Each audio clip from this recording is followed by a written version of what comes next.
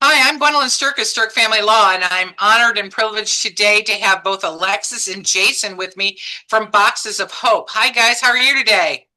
Hi, Hey, good. Gwen. How are you? Really good. So, Alexis, tell us about Boxes of Hope. What is it? Yes. So Box of Hope actually started 9 years ago. We sat together with myself and another couple from our church. We saw a need in the community that, as a former educator, I taught down in the Kankakee area. I quickly realized that a lot of my students, their last meal was Friday at lunch, and they didn't get another meal until Monday morning for breakfast. So we've just thought, how can we fix this? And we knew that the need just not necessarily was down in the Kankakee area or in the rougher Sure. areas that people might think. And so we kind of put our heads together and thought, like, how can we help? So we decided to come up with this idea of what we called first the compassion cupboard, is how it started, with three families. The teacher, we actually had somebody was a teacher in one of the Orland school districts, and she said, Okay. well, let me see what I can find out if anyone needs help. And we had two families, and they were like, they need help. So we took food donations from anyone. We packed a backpack full of food so that nobody would know that the kid was taking food. Sure. And that's kind of how it started. And before I knew it, we just kept growing and growing and growing. and, Right. um, and then we realized that the need wasn't just in our area, but the need is as far as we go as far as Blue Island, all of Orland, and all the way as far as Plainfield, Lincoln Ways, and everywhere in between. That's fantastic. So, how many families are you able to serve on a regular basis? So we now, this is actually our biggest year thus far. So my goal for this year, it sounds bad, but my idea for this year was that I really felt like we were going to feed 500 children, and I said this is a lot of kids, this is a lot of food, Right. but I really feel like we need to be prepared for it. And then in the probably January, our first one of January, we do packing twice a month. We start in September, we end in May. Our first one in January, I added up the numbers, and I was like, 505 kids. We Wow. are there. We have arrived. So it comes out to about 100, between 140 and 150 families. And we're in 31 different schools now. That's So it has fantastic. Those just grown rapidly. that Yes. Sure. large number of kids is not for the entire school year. That's per Per kind. distribution. Right. Which is Yes. twice a month, which is kind of incredible. So, first of all, tell me, how does a family who might be listening today and saying, oh, well, I really could use this, or I'm going through a tough patch right now, can't be, doesn't have to Yeah. be forever, right? It can be intervals that they need help. So, how Yes. is it that they let you know that they might be somebody that needs a need for the service? So that's actually kind of my favorite part of all of this. Nobody knows it's us. So all of the school districts, everything that they receive, we only go through the school social workers. So Okay. I contact them, or they find my name now, since we've been doing this for so long. Sure. They let us know, hey, we're going to call them family number one. And on family number one at whatever junior high, they have 6 children. So we take this box, and if they have more than 5 children, they get 2 boxes, because I need to make sure everybody has enough food. So Right. we pack it to make sure they all have snacks. They all have a breakfast, multiple breakfast items, multiple snacks. I love the snacks for the kids. I'm very passionate about the snacks, lunch and a dinner option. So it gets them through that whole weekend. So if there was somebody that was in need, they would just need to contact their social worker and say, hey, is Boxes of Hope a part of our school? And if we are, I'm sure we are if it's local. And if we're not, I think it would be a great opportunity for them to say, could you find out about Boxes of Hope and reach out Sure. to them? And we would be more than willing to help partner with them. And we have, like, I was just telling the group, we packed yesterday, and I looked at them and said, we lost 6 kids. And that sounds terrible, like we lost 6 kids. But to me, it's awesome, because we had a family who had 6 children, and they're no longer in need. We got them back Right. on their feet where Sure. they need to be. And that is the whole purpose of this. We want to help people in their times of need. And that could be for 5 months, the whole school year. Right. Some names have been on there for multiple school years. It could be for 1 time, 2 times. We've had needs that aren't just food, which has been super cool. We've had needs that a young girl was living, they found outside of the home already. She was only 17 and she just needed hygiene products. That's all she asked for. So I said, tell me her favorite scents. Tell me what she likes. I will buy this child whatever she wants. Right. And so we're on Sam's Club ordering everything that she likes. And she was so embarrassed. She goes, I just need a toothbrush and toothpaste, and I just need shampoo. I said, sweetie, you just tell me Right. whatever. Right. And we are so blessed because I have such an incredible church body and army behind me that I put a need out and it is just filled. I can't even tell you how it works because it would just blow your mind how it all works out. But Sure. we go through plenty of money and food. I always tell people we order directly from Sam's Club. They ship everything here. I get 60 to 70 boxes twice a month from Sam's Club. So the shipment's Okay. well over $5,000-6,000. We spend anywhere from $10,000 to $12,000 a month. A lot of people give me some flack. I shouldn't say a lot. It's gotten better, but some people tell me, you buy really expensive things. And I said, well, I do watch for sales. When they're on sale, we stock Sure. up. But I said, you're right. I said, I do spend the money on real Doritos and real Cheetos. And I said, because if you have never been in need, you don't know what it's like to go into a lunchroom with a name brand Cheetos bag or Doritos bag. Because for these children who have nothing, that's like they just walked in with a new pair of Nikes. And for That's really kids who have cool. no food, they don't know what that's like. So I said, so as long as the storehouse is filled and I can do this and we can spend it and afford it, we're going to do as much as we can for these kids to get them to just feel like they can make it and somebody cares about them and somebody's there for them. Somebody's in their corner. Right. A child can't learn if they're not fed. They 100%. can't learn. Yeah. And you're also taking care of the family within that structure because it could be a season, it could be a loss of a job. It could be an illness. You hear people, they, have a car accident, a lot of different Yep. circumstances. But for the grace of God, we could all be in that and need that for a period of time, right? To get that. Absolutely. So Yes. tell me, what all is included in that box of hope? I want to know about this. Is it just food, Sure. hygiene products? What else is in there? What's all in there? So really we just make them just food based. And like I said, there's no labels. It's a plain box. So that's how it started. We originally started with backpacks. Okay. I would send a Trader Joe brown bag to the social worker. She or he would fill the backpack and then the child would take it home. Well, then COVID hit. And it was the best thing for us in this case because my aunt, Patty, who, goes, hey, I have all these boxes somebody wants to get rid of. Could you use them? And I was like, oh, Sure. I could pack a lot of food in a box. Yes. Yeah. And they had handles. I know that sounds insane, but it was such a gift to me because I didn't know there were boxes like this with handles. So that's when we transitioned into boxes of hope. So now because it's in a box, I give the kids every family, whether they have one child, and I have some families that have 12 children and everywhere in between. Every family gets peanut butter and jelly, a cereal box, snack packs, Rice Krispie treats, granola bars. We do potatoes and rice, and we used to do cans. They're too heavy. The kids would prefer the snacks instead. And then their snacks would be smashed. So we try to compromise. We put mac and cheese in there. We put raviolis, anything that a kid could take and either cook it themselves. As long as it's a non-perishable plastic item, we can put it in there. No glass or anything that could potentially go bad if a kid left the box on accident over the weekend at school or anything like that. So no strings attached, right? No strings attached. And that's the coolest part is because we literally, what I will do tomorrow is I have 3 schools to deliver to. I just hand it, I wave, and we leave. And that's it. Right. And it's up to the schools to do it. And I think it's awesome because the schools have they know their children. They know the need. They know what's there. And we just get to be here as one less pressure thing on a social worker, on a principal, or on assistant. They have enough to deal with. So if we could just help them by supporting them with food and so a kid can be taken care of,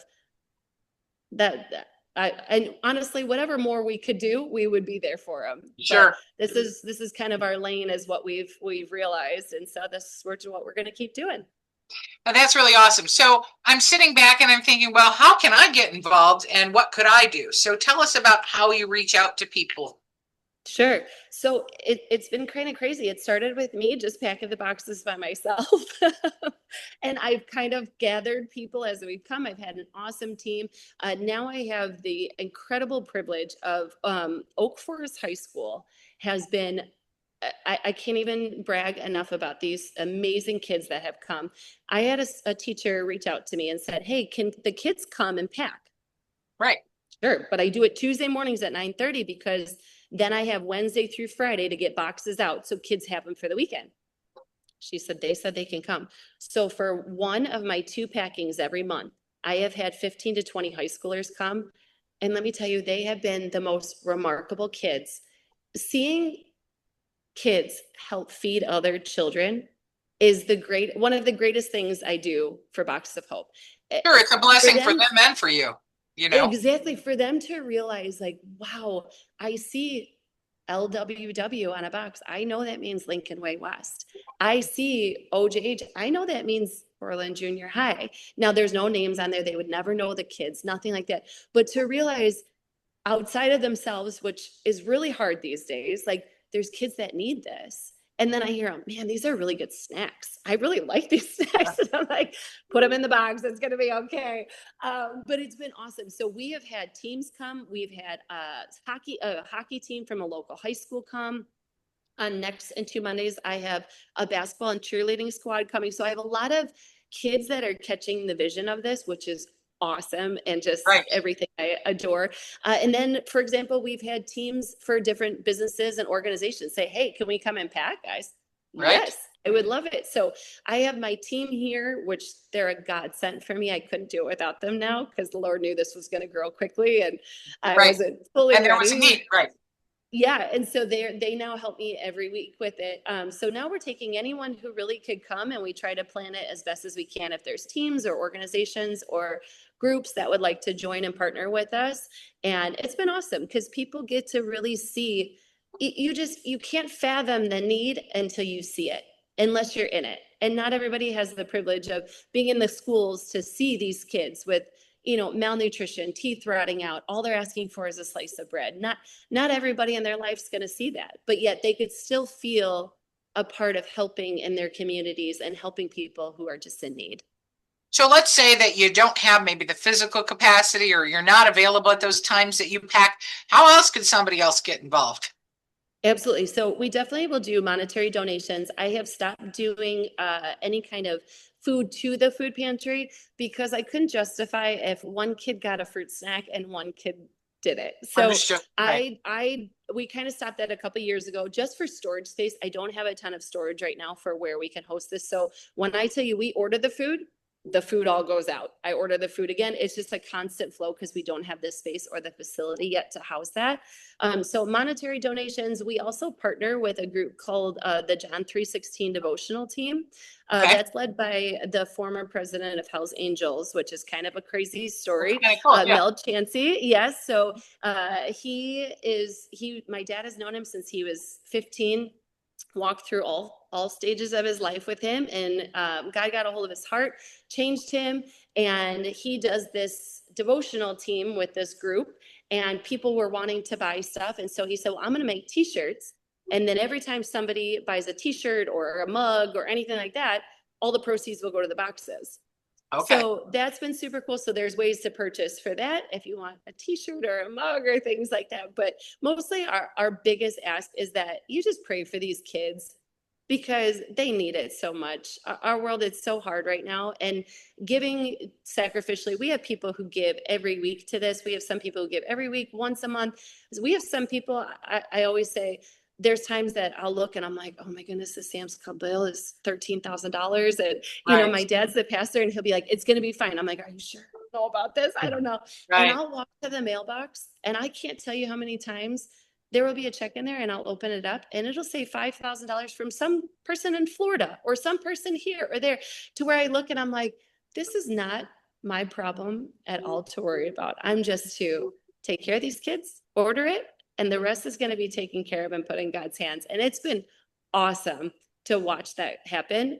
A lot for my OCD to take the step back and not worry about it. But a lot, yeah. How about Kankakee recently? Tell us about Pardon me? How about Kankakee recently? Yeah. Yes. So, That was so nuts. you heard Kankakee had that horrible tornado go through Horrible, there. right? Aroma Park, all those areas. Yeah. Oh, horrific. And so my husband and I actually, we lived down there when we were first married. We taught down in that area. So that really, that place has my heart. So when I started seeing everybody we knew posting, there was a school down there, a private, small private Christian school, Grace Christian Academy, who was opening their gym because they were the only place with electricity and running bathrooms in the whole Wow. area. So Wow. they go, well, we'll just open our schools so the ComEd could be here, everybody. And I called, so the tornado was Wednesday, Monday, Tuesday, I believe, into there. I called her Wednesday. Now I'm staring at, I have to tell you this because it's great. So prior to this, I had a group coming at night. I ordered my food. I couldn't get the food. I'm like, it's not going to be here in time. There's no way. Now I'm fighting with Sam's Club. They love me over there. I'm like, you know what? That's fine. I'm just going to order everything from the store, try to get it in, whatever. So now, mind you, 3 weeks prior to that, I got 2 shipments worth of food. So now I have over $10,000 of food sitting in our food pantry. Okay. Now we fast forward, tornado happened.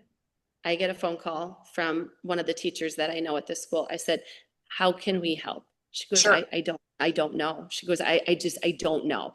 And I said, listen, I am staring at food that could feed over 1,000 children, Wow. right? 1,000. So like you say the word and I'll make it. Now this was at 4 o'clock on a Wednesday. She goes, well, maybe like 50 boxes.